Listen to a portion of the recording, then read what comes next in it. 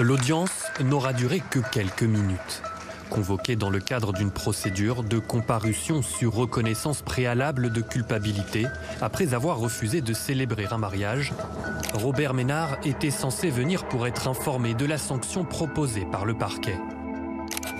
Une formalité judiciaire, mais à la sortie du tribunal, le maire de Béziers annonce qu'il refuse de plaider coupable. Il me semblait impossible, ubuesque, sans aucun sens, aujourd'hui de dire « je suis coupable ». Je ne suis coupable de rien. Je ne suis responsable de rien dans cette histoire-là. Rien. L'annonce sonne comme un nouveau coup de massue pour Eva M, la plaignante. Forcément, ça m'étonne beaucoup qu'on en soit là aujourd'hui. Le courage, j'en ai plus. Par contre, la détermination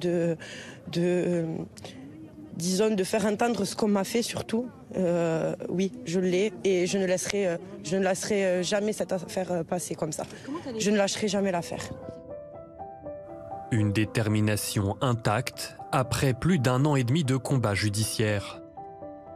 Depuis, le 7 juillet 2023, Eva M et Moustapha B devaient vivre le plus beau jour de leur vie.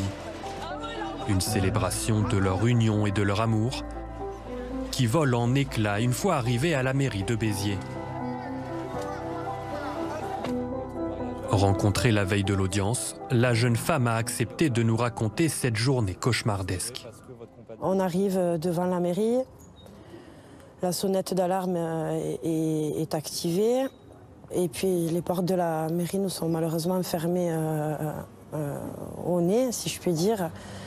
Et c'est vraiment un choc en fait, puisqu'on a l'impression d'avoir commis le pire. On a l'impression que personne ne veut de nous, personne ne croit en nous.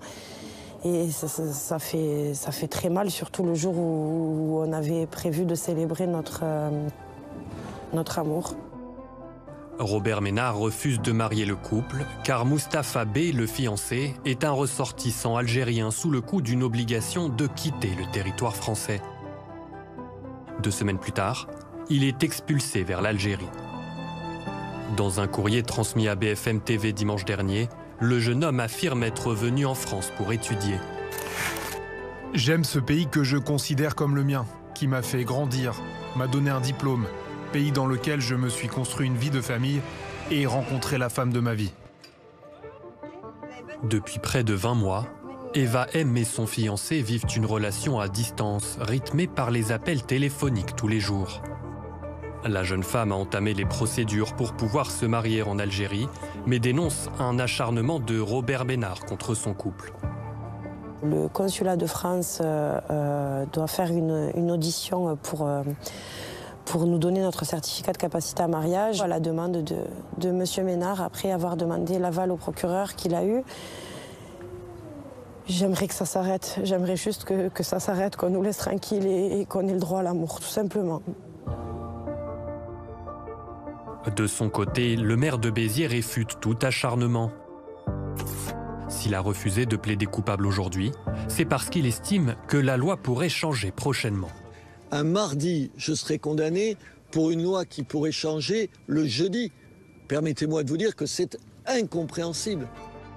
Les sénateurs doivent examiner un projet de loi pour interdire un mariage lorsque l'un des futurs époux réside de façon irrégulière sur le territoire français. En attendant, Robert Ménard risque jusqu'à 5 ans de prison, une amende de 75 000 € ainsi qu'une peine d'inéligibilité.